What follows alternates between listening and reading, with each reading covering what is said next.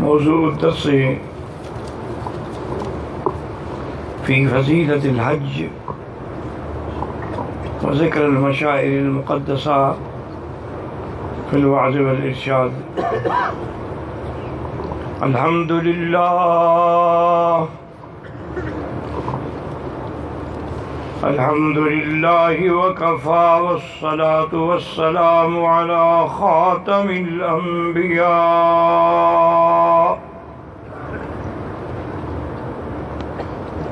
سيدنا وحبيبنا وشفيعنا محمد المصطفى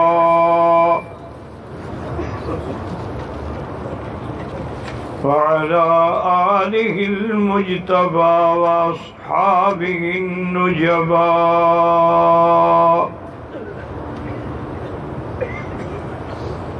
اللهم صل على سيدنا محمد النبي الأمي الهاشمي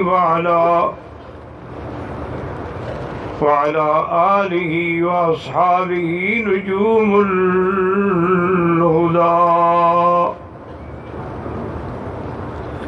أما بعد، فقد قال الله تبارك وتعالى في القرآن المجيد والفرقان الحميد: أعوذ بالله من الشيطان الرجيم، بسم الله الرحمن الرحيم. ليس عليكم جناح أن تبتغوا فضلا من ربكم فإذا أفضتم من عرفات فاذكروا الله عند المشعر الحرام واذكروه كما هداكم وإن كنتم من قبله لمن الضالين. قال النبي صلى الله عليه وسلم: العمرة إلى العمرة كفارة لما بينهما، والحج المبرور ليس له جزاء إلا الجنة، أو كما قال النبي المصطفى صلى الله عليه وعلى آله وسلم تسليما كثيرا. صدق الله العلي العظيم وصدق رسوله النبي الكريم، ونحن على ذلك لمن الشاهدين ومن الشاكرين، والحمد لله رب العالمين. رب اشرح لي صدري ويسر لي أمري واحلل عقدة من لساني يفقهوا قولي. رب زدني علما، سبحانك لا علم لنا إلا ما علمتنا إنك أنت العليم الحكيم. برادران اسلام، واجب الاحترام بزرگوں، بیت لائٹ سامنے نہ کرے پہلے. برادران اسلام، محترم واجب الاحترام بزرگوں، بھائیوں، عزیز نوجوانوں، اللہ تبارک و تعالیٰ کے کلام مقدس سے چند آیات مبارکہ اور آقا انعامدار حبیب کبریا سیدنا محمد مصطفیٰ صلی اللہ علیہ وعلا آلہ وصحابہ وسلم تسلیما کثیرا کثیرا کہ فرامین مبارکہ میں سے ایک حدیث تلاوت کی ہے. دعا فرمائیں کہ اللہ تعالیٰ اس عاجز کو بالعال صحت، عافیت کاملہ عاجلہ دائمہ اور حق بات بیان کرنے کی توفیق عطا فرمائیں. آپ کو حق سننے سمجھنے کی، ہم سب کو مل کر حق پر عمل کرنے کی توفیق عطا فرمائیں. میں نے سابقہ معروضات میں عرض کیا تھا کہ اللہ تعالی نے جو بھی حکم دیا ہے اس کی دلیل بھی موجود ہے، وضاحت بھی موجود ہے اور بیان بھی موجود ہے۔ تو الحمدللہ یہ حج جس کے لیے آپ آئے ہیں یہ ارکان اسلام میں سے ایک رکن ہے، حتیٰ کہ بعض علماء نے فرمایا ہے کہ حدیث مبارک میں ہے نا کہ بنی الاسلام علی خمس، اسلام کی بنیاد 5 چیزوں پہ ہے۔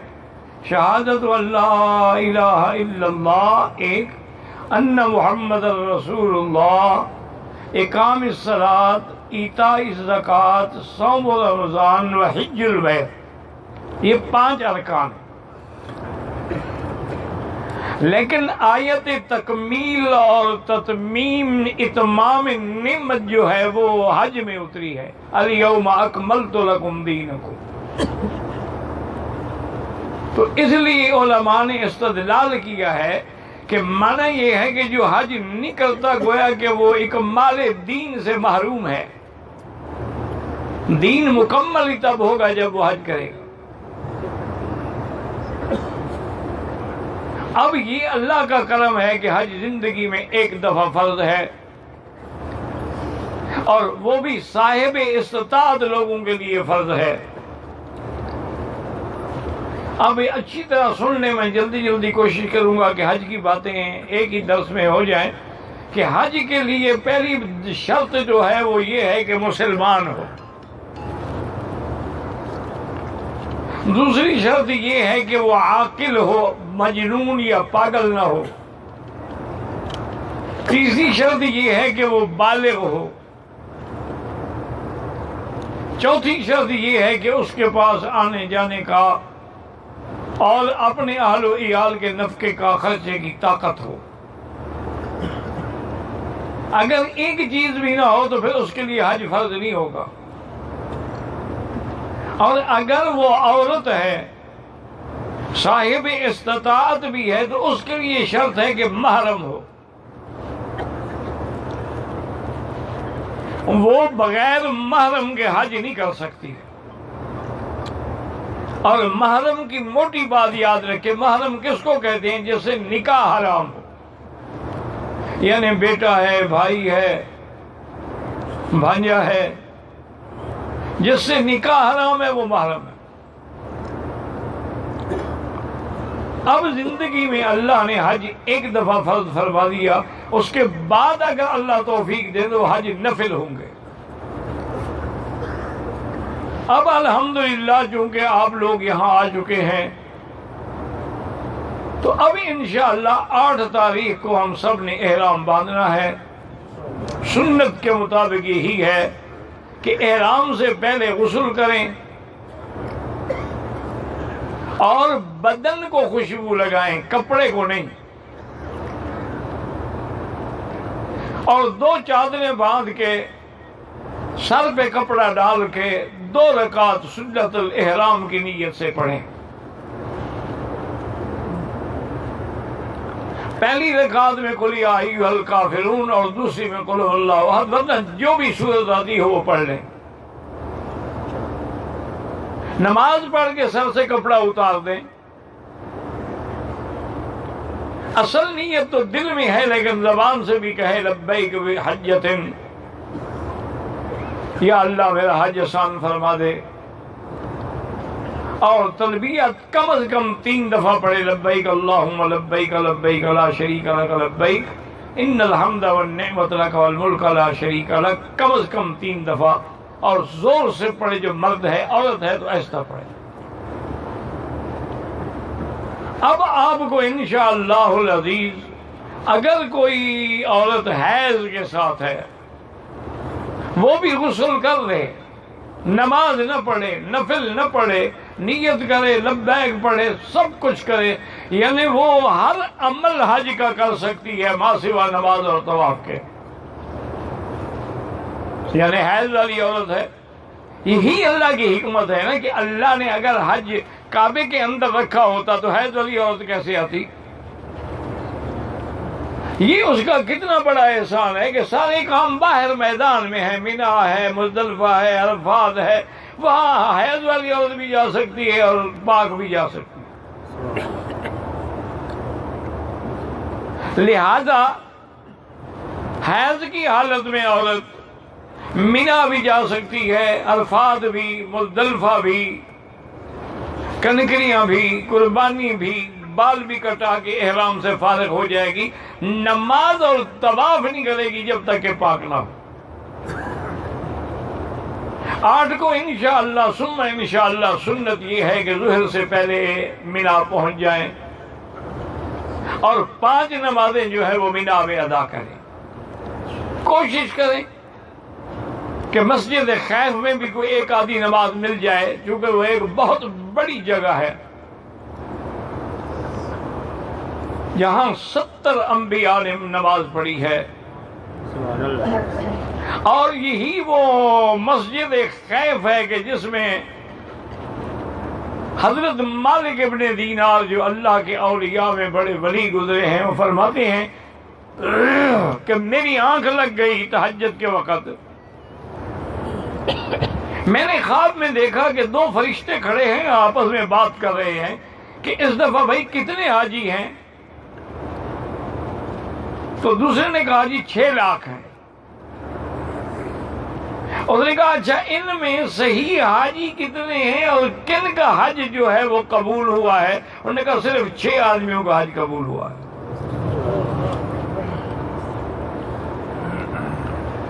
تو مالک بن دینار فرماتے ہیں کہ روتے روتے میری آنکھ کھل گئی کہ یا اللہ 6 لاکھ میں سے صرف 6 آدمی، اللہ عالم میرا نمبر کہاں ہے؟ کہتی ہیں کہ میں سارا دن روتا رہا، عبادت کرتا رہا، اللہ سے دعائیں کرتا رہا کہ یا اللہ اب دروازے پہ بلایا ہے تو محروم تو نہ کرو۔ یہ کریم کی شان تو نہیں ہے کہ دروازے پہ بلائے اور کہے کہ بھاگ جاؤ۔ کہتے ہیں کہ دوسری رات میں سویا تو پھر وہی 2 فرشتے کھڑے، ایک نے پوچھا بھی کتنے حاجی ہیں؟ اس نے کہا 6 لاکھ۔ اس نے کہا ان میں حج کتنے کا قبول ہوا؟ اس نے کہا 6 کا۔ اور اس نے کہا کہ بھائی بات یہ ہے کہ اللہ نے فرمایا کہ ان 6 کی وجہ سے میں نے 6 لاکھ کا حج قبول کر دیا۔ تو اس یقین کے ساتھ جائیں کہ ہم خالی نہیں جائیں گے۔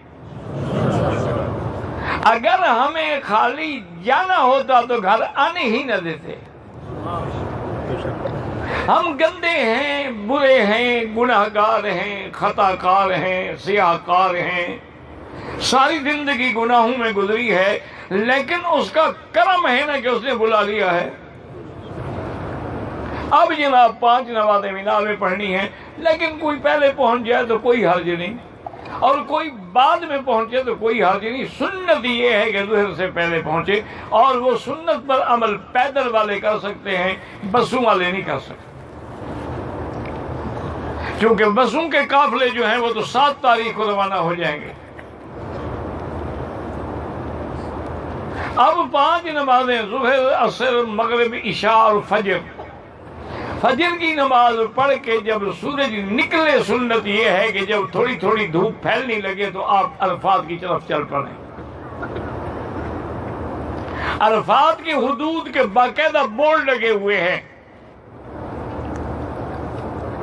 اور یہ بات یاد رکھیں کہ جتنے مکتب ہیں ان کے خیمے تو حدود حرم عرفات سے باہر ہو ہی نہیں سکتے، حکومت لگانے نہیں دیتی۔ البتہ جو لوگ پرائیویٹ خیمے لگا کے بیٹھ جاتے ان کو خیال کرنا چاہیے کہ ہم حدود عرفات میں ہیں کہ نہیں ہیں۔ اس کی وجہ یہ ہے کہ حج جو ہے عرفات کا نام ہے۔ سرکار دو جہاں سے پوچھا گیا مل حج یا رسول اللہ، آپ نے فرمایا الحج عرفہ، حج عرفات کا نام ہے۔ یعنی آدمی سارے کام کرے لیکن عرفات نہیں جا سکا، حج نہیں ہوگا۔ اور حج بھی 9 تاریخ کو وقت شروع ہوگا 9 تاریخ کو زوال کے بعد سے لے کر سارا دن ساری رات. یہ بھی اللہ کا کرم ہے کہ رات کو بھی شامل کر دیا. حالانکہ دن رات کے تابع ہوتا ہے. آپ کہتے ہیں نا جمعرات، حالانکہ جمعہ دوسرے دن ہوتا ہے. چاند نظر آیا، آپ نے تراویح شروع کر دی، ابھی روزہ تو ہوا ہی نہیں.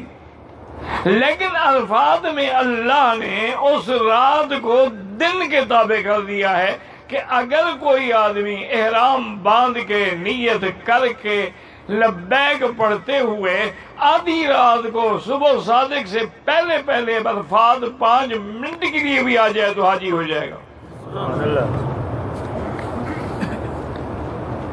عرفات میں آپ وقت ضائع نہ کریں. اگر گرمی سخت ہے تو خیمے میں کھڑے ہو کے دعائیں کریں. اور سب سے بہتر وظیفہ یہ ہے کہ درود شریف پڑھیں نماز والا 100 دفعہ، سورۃ الاخلاص قل هو اللہ احد 100 دفعہ، استغفر اللہ الذی لا الہ الا هو الحی القیوم واتوب الیہ 100 دفعہ، لا الہ الا اللہ وحدہ لا شریک له له الملک وله الحمد یحیی ویمیت وهو علی کل شیء قدیر 100 دفعہ، سبحان اللہ وبحمدہ سبحان اللہ العظیم 100 دفعہ. اور اس کے بعد جو بھی تمہیں وظیفے آتے ہیں، نہیں تو سب سے بہتر چیز یہ ہے کہ قرآن لے کے بیٹھ جائیں اور پڑھتے رہیں. اور دعائیں بھی پورے عالم کے لیے مانگیں، عالم اسلام کے لیے مانگیں، بلاد اسلامیہ کے لیے مانگیں، حرمین الشریفین کے امن و استحکام و استقرار کے لیے مانگیں، اور پاکستان کی حفاظت کے لیے مانگیں، اور مسلمان ہمارے جو کشمیر میں ہیں، فلسطین میں ہیں، شام میں ہیں، حلب میں ہیں، روہنگیا میں ہیں، افغان میں ہیں، عرب میں ہیں، عجب میں ہیں، اور آپ حج پڑھ رہے ہیں، آپ دعوتیں کھا رہے ہیں اور وہ گولیاں کھا رہے ہیں.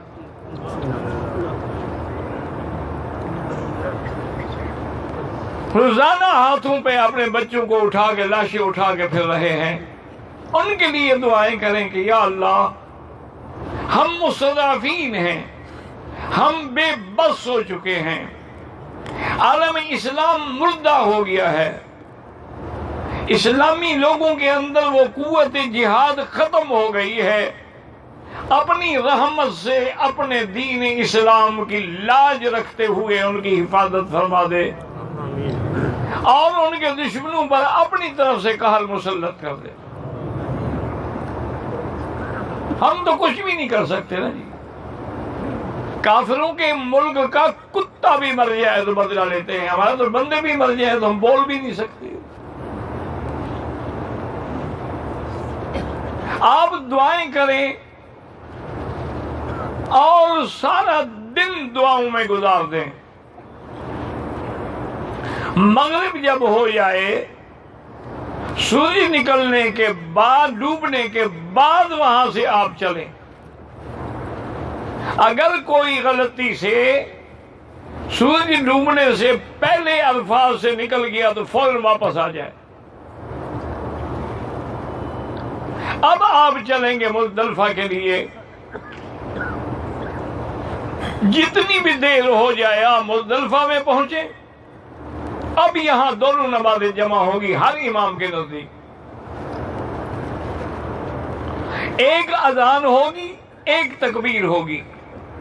پہلے آپ مغرب پڑھیں گے، اس کے بعد آپ عشاء پڑھیں گے. بعد میں پھر آپ چاہیں تو سنتیں پڑھتے رہیں، وتر پڑھتے رہیں، نفل پڑھتے رہیں.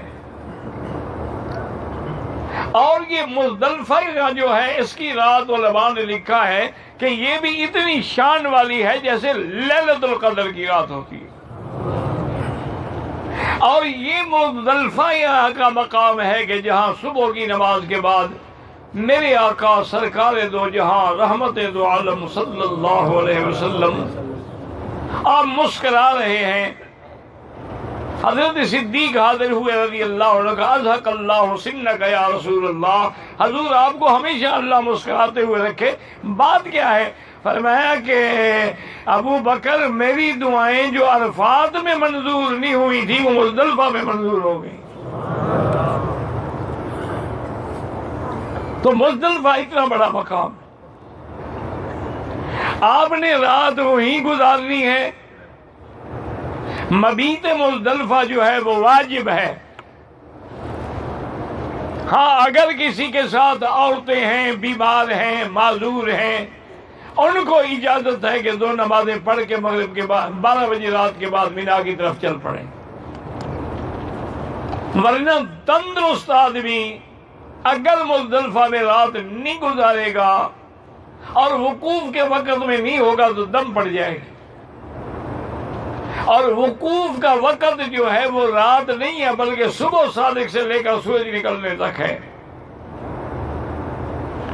اپنی گھڑیوں کو دیکھیں اور قبلے کے نشان لگے ہوئے ہیں، نماز صحیح طریقے سے پڑھیں.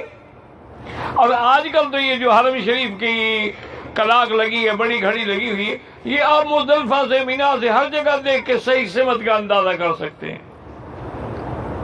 اور یہ بھی اندازہ ہو سکتا ہے کہ ہاں بھی اب اذان ہوئی ہے کہ نہیں.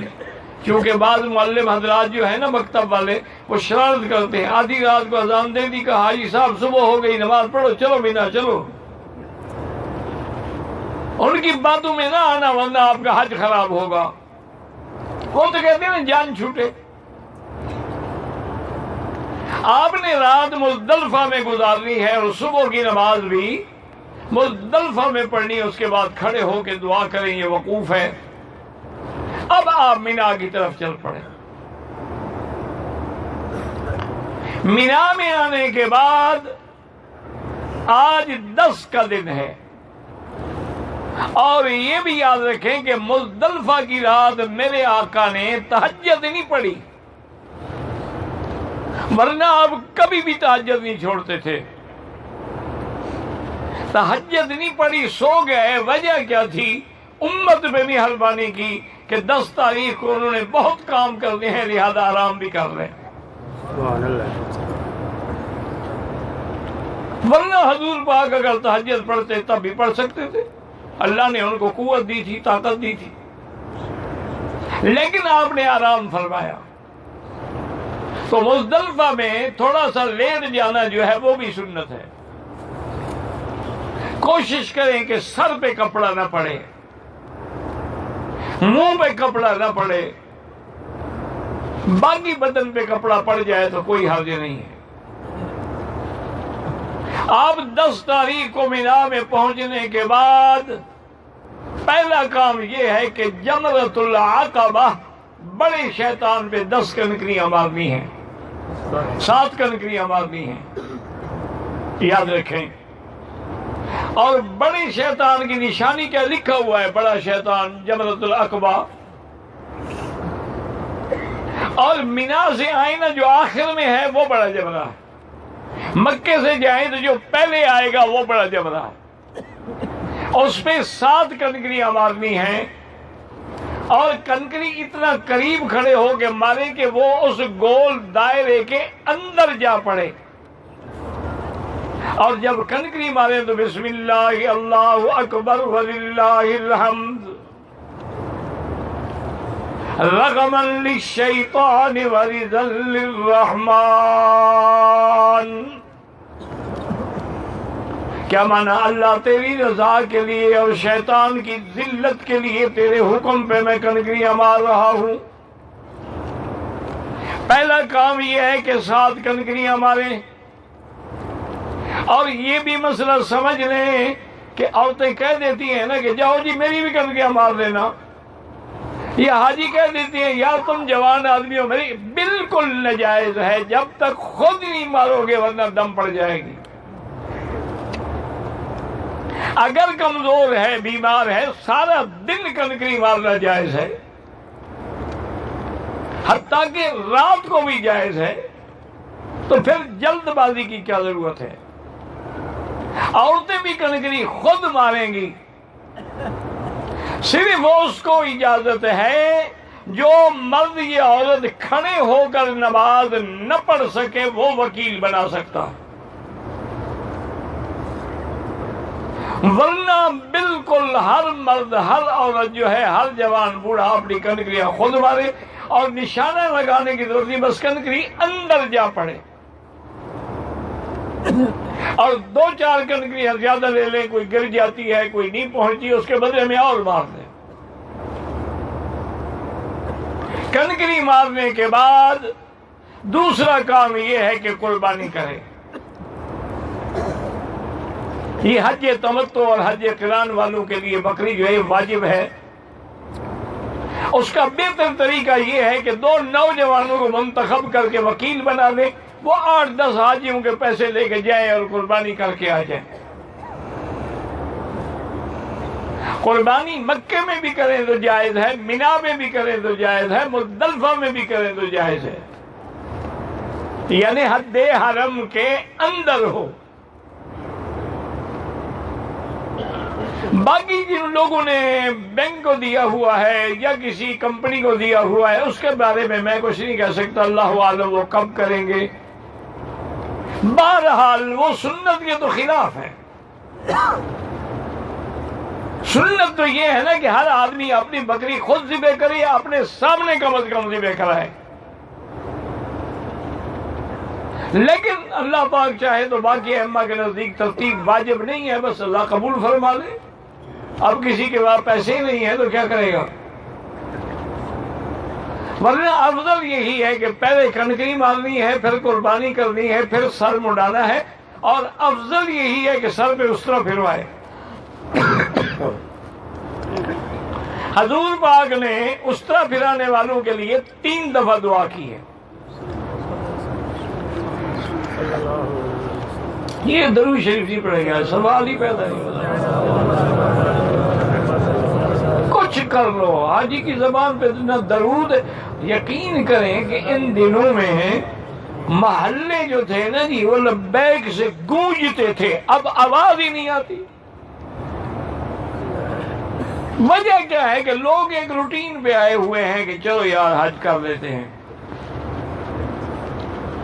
جیسے حضور نے فرمایا تھا کہ مولوی شہرت کے لیے حج کریں گے، امیر آدمی سیر و سیاحت کے لیے حج کریں گے، درمیانہ طبقہ تجارت کے لیے حج کرے گا، اور غریب اور معذور جو ہیں وہ بھیک مانگنے کے لیے حج کریں گے۔ صحیح معنی میں حاجی تو کوئی ہوگا۔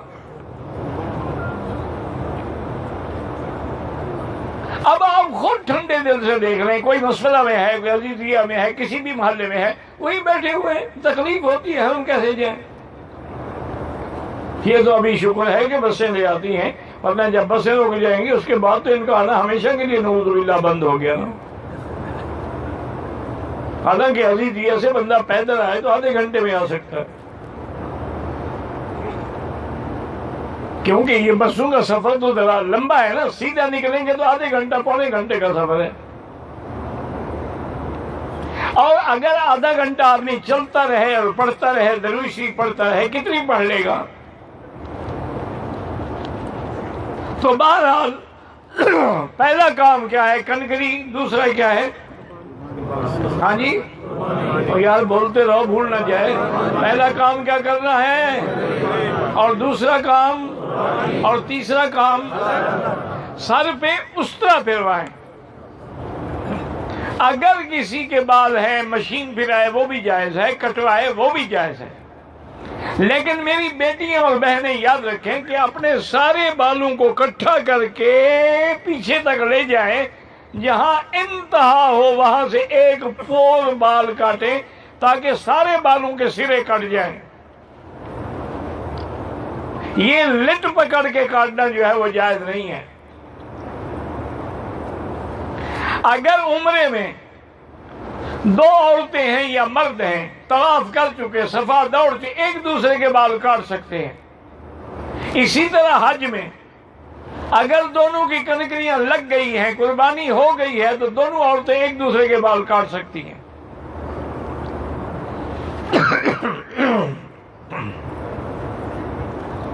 اب یہ ہے جناب کہ سر منڈانے کے بعد احرام کھل گیا، غسل کریں، خوشبو لگائیں، ہر چیز حلال ہے، صرف بیوی حلال نہیں ہوگی جب تک کہ طواف زیارت نہ کرے۔ اب طواف زیارت کو 10 کو آ جاؤ، رات کو آ جاؤ، 11 کو آ جاؤ، 12 کی رات کو آ جاؤ، حنفی مسلک میں 12 تاریخ کے غروب شمس سے پہلے پہلے طواف کریں۔ باقی ائمہ کے نزدیک تو بعد میں بھی کر سکتا ہے۔ مکے میں آ کے طواف زیارت کریں، اور یہ طواف اسی طرح ہے جیسے عمرے کا طواف تھا۔ طواف کر کے حج کی صفا مروہ دوڑیں، فارغ ہونے کے بعد واپس مینا جائیں، کیونکہ مبیت مینا جو ہے وہ سنت ہے۔ اگر کوئی بیمار ہے، معذور ہے، عذر ہے، وہ اپنے مکان پہ رک گیا تو الگ بات ہے۔ پھر آپ 11 تاریخ کو کسی کے کہنے میں نہ آنا ورنہ دم پڑ جائے گی۔ 11 تاریخ کو کنکری کا وقت شروع ہوگا زوال کے بعد، یعنی ظہر کے بعد، پھر سارا دن بھی جائز ہے اور ساری رات بھی جائز ہے۔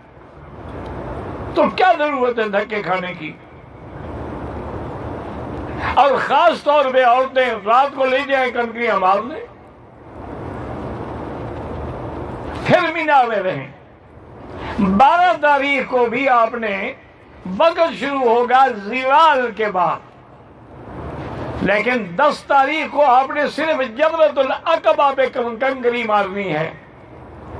11 اور 12 کو تینوں شیطانوں پہ مارنی ہے، پہلے چھوٹے پہ، پھر درمیانے پہ، پھر بڑے پہ، اور ساتھ ساتھ کنکریاں مارنی ہیں۔ 12 تاریخ کو کنکری مارنے کے بعد سورج ڈوبنے سے پہلے پہلے اگر آپ نکل آئے تو زیادہ بہتر ہے، اب آپ مکہ آ سکتے ہیں۔ اگر کوئی آدمی رہنا چاہے تو مینا میں بھی رہ سکتا ہے، پھر اس کو 13 تاریخ کی کنکریاں بھی مارنی ہوں گی۔ افضل تو 13 تاریخ کی بھی غروب کے بعد ہے، زوال کے بعد ہے، لیکن اگر کوئی صبح کے بعد بھی مارے تو جائز ہو جائیں گے۔ اب الحمدللہ آ کر آپ کا حج مکمل ہو جائے گا، صرف طواف الوداع باقی رہے گا۔ اور میری کوئی بیٹی اگر حیض کے ساتھ ہے، وہ بغیر طواف زیارت کے نہیں جا سکتی، ورنہ ساری زندگی خاوند پہ حلال نہیں ہوگی، اور واپس آ کے ان کو طواف زیارت کرنا پڑے گا اپنے ملک سے۔ اس لیے وہ سیٹ چھوڑ دیں، ٹکٹ چھوڑ دیں، گروپ چھوڑ دیں، بیٹھی رہے جب تک کہ اس کا حج مکمل نہ ہو۔ لیکن جو بیمار ہو جائے، ہسپتال میں داخل ہو جائے، اس کو بھی کیا کرے گا؟ اس لیے طواف زیارت کے بغیر، ہاں اگر کچھ عورتیں حج پر جانے سے بھی پہلے کسی لیڈی ڈاکٹر یا ڈاکٹر کے مشورے سے گولیاں کھا لیں کہ حیض نہ آئے تو وہ بھی جائز ہے۔ اب مکے میں رہنے کے بعد آپ کے ذمے صرف طواف الوداع ہے۔ طواف الوداع بھی حاجی کے لیے واجب ہے۔ اگر عورت حیض میں ہے اس کے لیے طواف الوداع معاف ہے۔ اب آپ طواف الوداع کریں گے، مدینہ منورہ والے مدینے روانہ ہوں گے، اور مکے کی طرف جانے والے، اپنے وطن کی طرف جانے والے اپنے ملک روانہ ہوں گے۔ زندگی تو کل انشاءاللہ مدینے کے آداب عرض کروں گا۔